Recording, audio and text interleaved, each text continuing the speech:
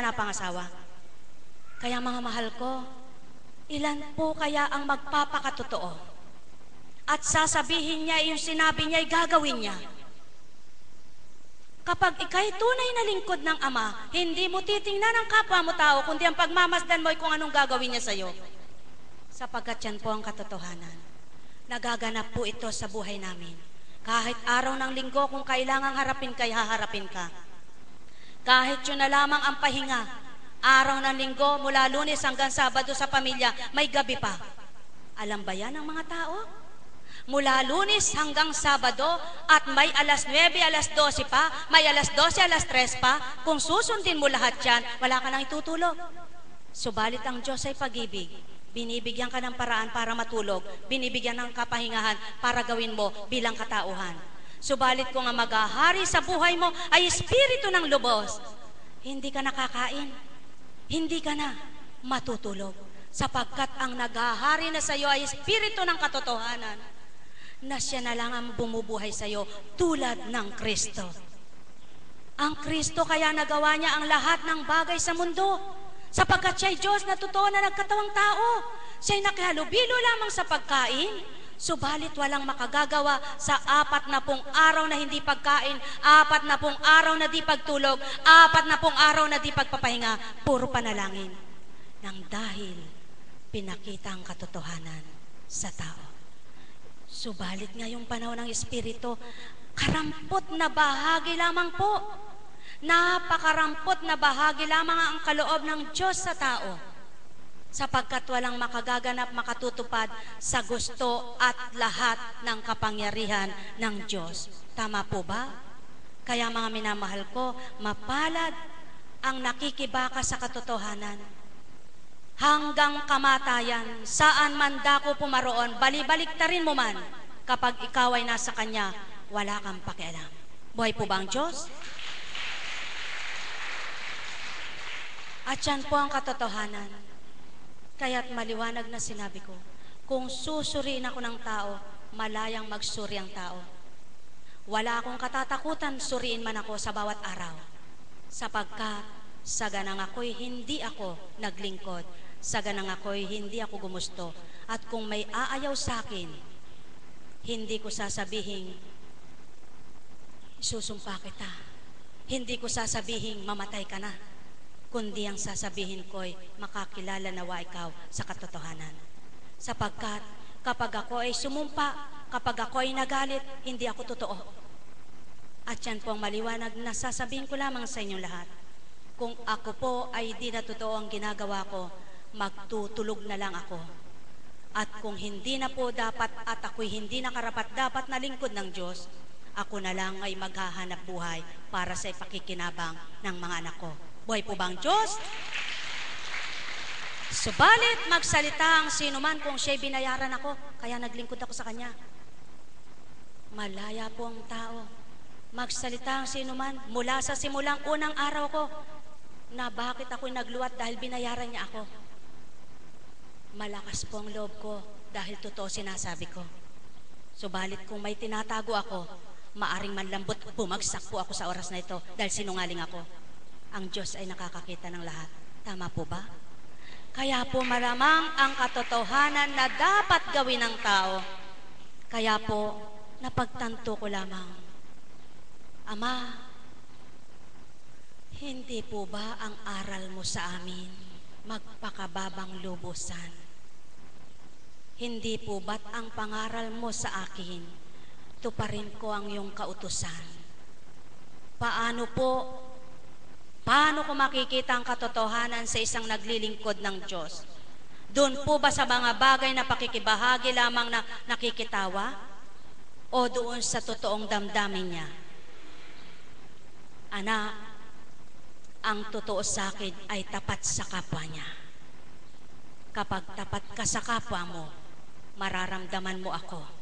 At kapag totoo ka sa ginagawa mo, saan man dako tumungo ka, matapang ka, anak ko. Buhay po ba ang Diyos?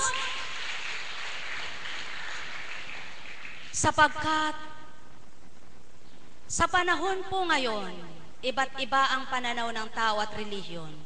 Inyo pong Pakinggan, ba't naganap ito?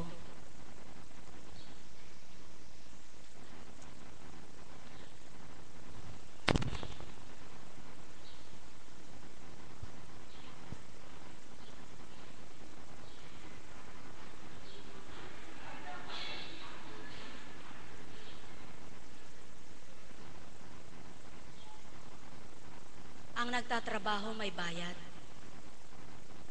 Ang guro may sweldo. Ang katulong binabayaran din. Subalit ang naglilingkod sa Diyos na siyang nagbigay, walang kabayaran. Ngunit may nag-aalay, may nagmamahal, mabibilang ang tapat at totoong paghandog. Kaya't yung totoong lingkod din, hindi masusuhulan. Buhay po ba ang Diyos? Kaya't pinakamahirap man ang iyong pasyente sa buong mundo, mahal mo pa rin siya at tatanggapin mo. At kung may dumating kang pasyente na mayaman sa kanya, pantay mo lamang haharapin dahil parehas ang pag-ibig ng Ama. Kaya patawad, mahal ko. Yan ang habilin sa akin. Walang itatangi ako. At yan maunawaan mo sa pamamagitan ng Espiritu ng Ama. Kaya kapag nakaupo sila sa ganon, uupo ka rin kung saan ako.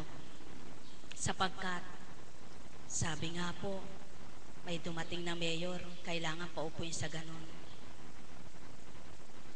Hindi po Kasi maliwanag na habilin sa kasalan. Kapag inimbitahan ka huwag ka ang uupo doon sa pinaka-special na upuan at baka mapahiya ka. Mas mabuti na siyang magsabing doon ka Tama po ba? Tayo po ay mahilig sa special, subalit mas mabuti ang Ama ang mag-special sa iyo. Buhay po ba ang Diyos? Sapagkat kapag sa Ama ka special, mararamdaman mo kung paano siya kumilos sa buhay mo sa kabila man ng wala kang angking kayamanan. Ang mga pahayag po mula kay Lucas. Paumanhin po, hindi po ako katulad ng mga mambabasa ng Biblia. Madali lamang pong pag-aralan yung taludturan at ganito. Subalit hindi po yung pinabibigkas sa akin, kaya sino man po ang sumino sa akin, wala po akong magagawa.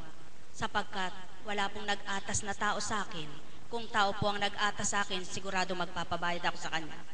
Subalit hindi po taong nag-atas sa akin, kaya kung ano inaatas na sa libihin ko, yung po sasabihin ko. Tama po ba? Pagkakabahabahagi ng sambahayan.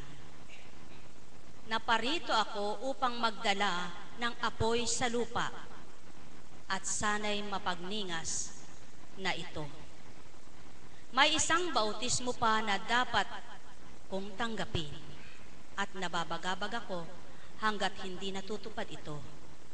Akala ba ninyo, pumarito ako upang magdala ng kapayapaan sa lupa? Sinasabi ko sa inyo, hindi kapayapaan, kundi pagkakabaha-bahagi. Mula ngayon, ang 5 katao sa isang sambahayan ay magbabahagi, 3 laban sa 2 at 2 laban sa 3. Maglalaban-laban ang Ama at ang anak na lalaki, ang ina at ang anak na babae, at gayon din ang biyanang babae at manugang na babae. Maliwanag po ang katotohanan, ang dala ng Kristo ay apoy na nagniningas. Liwanag. Ang liwanag ng katotohanan at ang liwanag ng Espiritu. Subalit, kaya naganap ang hindi kapayapaan ang binahagi niya, bagamat sumainyo ang kapayapaan na tinuturan, ay di naganap ang naging kapayapaan ang naghari sa tao.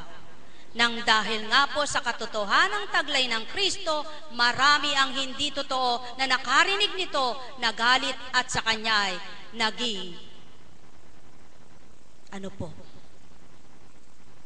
kalaban. Maraming humanap ng pagkakamali para maiparatang, para makwita ang katotohanan. Subalit anumang pagsusuri, walang makitang kamalian sa mga sinasabi't ginagawa. at nang mamatay ang Kristo, nagsimula ng magbahabahagi ang tao sa pangalan ng Kristo. Marami na po ngayon ang mga relihiyon. Hindi bagat ng dahil sa relihiyon, nag-aaway ang mag-ina, ang mag-asawa ay magkaiba ng kanilang pananaw. Ang isang pamilya, kumisay